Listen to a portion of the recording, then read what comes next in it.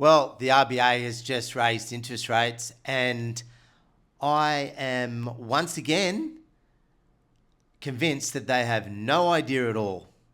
Now, you can see on my post-it notes here, I'm just going to go through a few things today that I think are really important. So that's the reason for my post-it notes. Tens of thousands could lose their jobs, the RBA said, in the next 2 years, 24 months. How much has the world changed since February, since Donald Trump went into the Hormuz Strait, Iran, everything that's happening? Like, this is a month-to-month gig at the moment. And,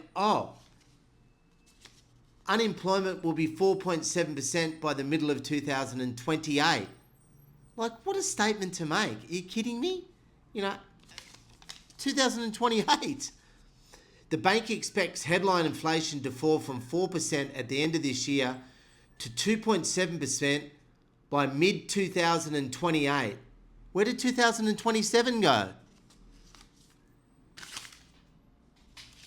The RBA forecasts the unemployment rate to rise from 4.3% in April to 4.4% by the middle of next year, July. Like, I've heard all these statements, unemployment, this, that. At the end of the day, actually, hear this one. RBA said that dwelling investment is also forecast to drop off over the next few years. Well, let me just put my glasses on. I'm having a look at this. What does dwelling investment mean? It means the total expenditure on building new residential homes, detached houses and apartments, and renovating existing ones. So basically people building, doing all that sort of thing. They're forecasting renovations, new builds, everything like that I just mentioned, falling from 3.8% in this June quarter to this year to 1%.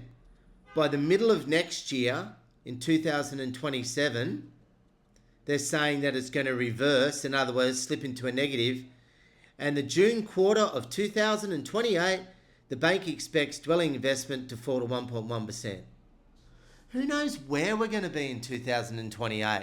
I'm still forecasting that the oil's going to open up and we're going to be in a position where we're going to be buying diesel at the end of this year at $1.10. And there's going to be oil left everywhere. It's going to be flowing. Everyone's going to be getting cheap petrol. I think the RBA, they had a vote today. There's 9 of them that vote.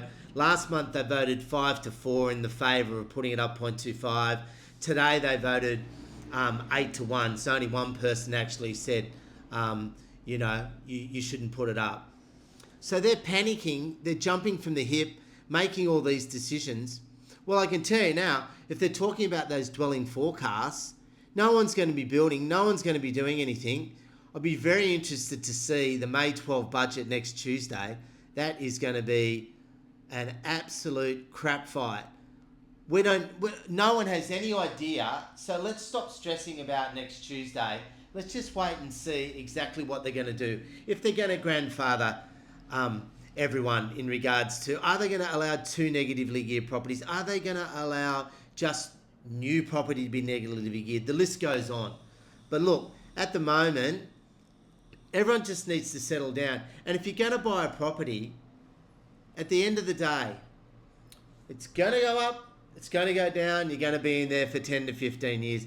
If it suits you right at this present time, and I'll say one thing, and your job's secure, right, this is a good time to buy a property. It's a great opportunity. You can just miss out at the moment because vendors are saying yes to prices that they normally wouldn't. As soon as that firms up, it only goes one way, in my experience over 30 years here at PK Property buying property. And that means that what's going to happen is that as soon as the certainty will come back into this market, which can happen within 4 to 6 weeks, you're then in a position, it doesn't go backwards, right?